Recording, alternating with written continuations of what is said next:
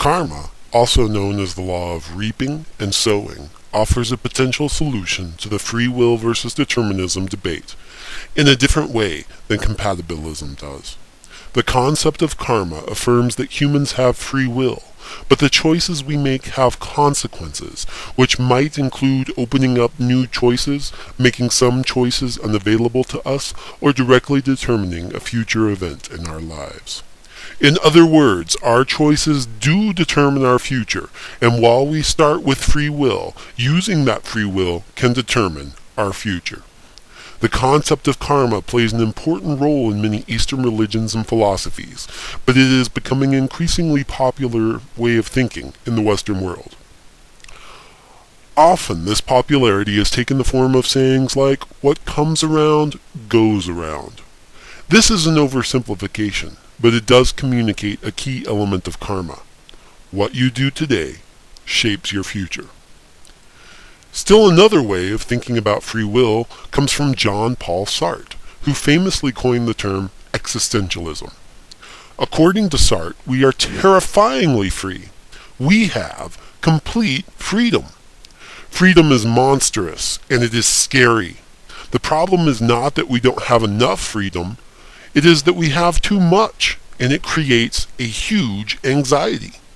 Think about Kierkegaard and his reflections on the Garden of Eden from chapter 5.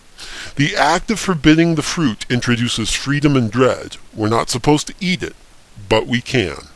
For Sartre, we have complete freedom. There are no real restrictions on our choices. With complete freedom comes complete responsibility, which sounds a bit like what Uncle Ben tells Peter Parker in Spider-Man.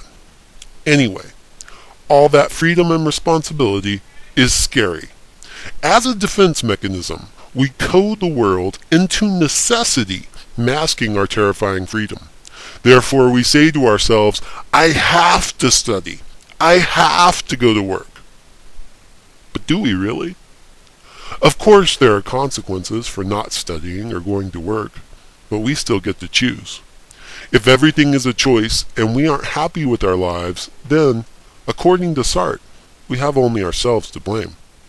Beneath our defense mechanisms, we have absolute freedom to create ourselves and the meaning of our lives. If something is important, it is because we choose for it to be significant. If something is unimportant, it is because we make it that way. Finally, Palmer, the author of your textbook, throws in his 2 cents in the conclusion of chapter 6. In short, he believes that freedom is a lot like flowers. There are a bunch of different kinds of flowers, and there are a bunch of different freedoms. Some types of freedom we have in varying degrees, and some types we don't get at all. His analysis is worth reading. One area that both religion and free will point us towards is ethics, the study of right and wrong. For the next 2 chapters, we will be considering different theories about how a person can tell right from wrong. And the whole conversation only makes sense if we have some kind of freedom. I'll see you again soon.